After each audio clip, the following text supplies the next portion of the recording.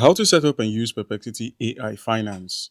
Your first step would be to just move over to the finance menu once you're on Perplexity. So on the left side, click on finance. Now, once you have clicked on finance, all you need to do is simply choose what you want to explore. At the top menu in the finance area, select a category like stock prices.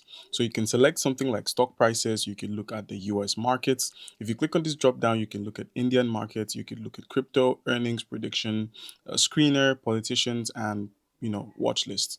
We also have price alerts at the top right, and we have an option to simply share your view or your stocks. Now, if you look at the bottom, we also have ask anything about the US markets. So basically, you're going to be using Perplexity's AI to simply ask questions. So you could simply ask it a question to either show you a live or recent stock price change, price charts, key metrics, news or financial summaries related to whatever you're interested in. And then you could also ask it follow-up questions like what's Amazon prices looking like by May 10th, and then click on enter. And it's now going to create a new thread where you can simply ask it questions. So it's going to check the pricing and the stock is currently trading at this, and then it will give you a breakdown and a rundown of what you should expect.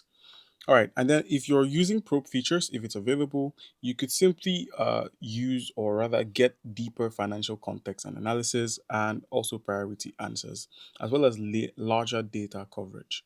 All right.